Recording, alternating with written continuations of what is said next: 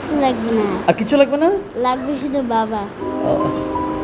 তোর বাবা একজন আছে না?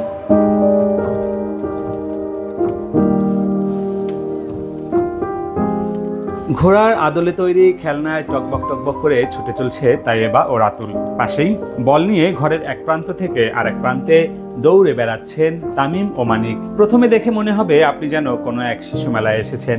তারপর কিছুক্ষণ পরেই আপনার ভুল ভাঙবে, কারণ এরা সবাই পথশিশু। কারো বাবা আছে, মা নেই, কারো মা আছে, বাবা নেই, আবার কারো কারো মা বাবা কেউই নেই।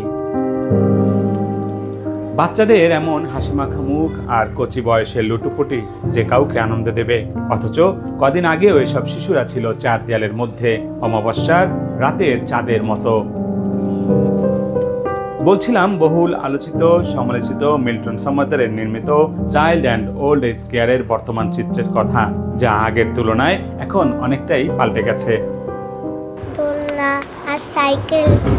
আচ্ছা, দোলনা আর সাইকেল যদি ভালো লাগে। A B C D E F G H I K J N O P U V X Y Z।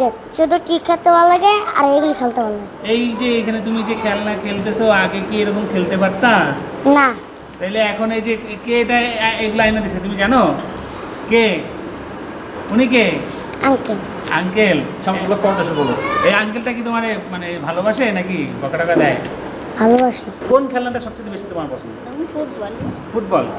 আর কোনো খেলনা পছন্দ না? না। আতা গাছে তোতা পাখি ডালিম গাছে মৌ, এত ডাকি তবু কথা কও না কেন গো। কিছু লাগবে না। আর কিছু লাগবে না? লাগবে শুধু বাবা। তোর বাবা একজন আছে না? গত 1 মে মিল্টন সামাদ্দার ডিবির হাতে গ্রেফতার হবার পরে সংস্থাটির দায়িত্ব পায় আলহাজ শামসুল হক ফাউন্ডেশন।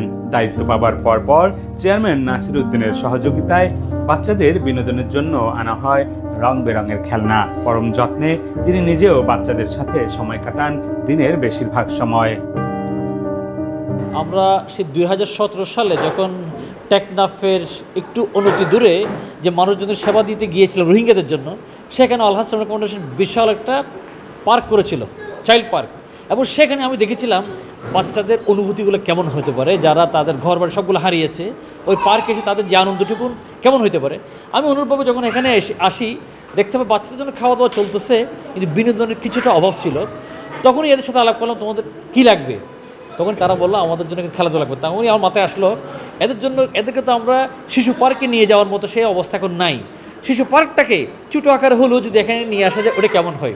সেই স্বপ্ন থেকেই আমরা বেশ কিছু ইকুইপমেন্ট নিয়ে এসে এখানেই বাচ্চাদের জন্য কিডস জোন বানিয়েছি।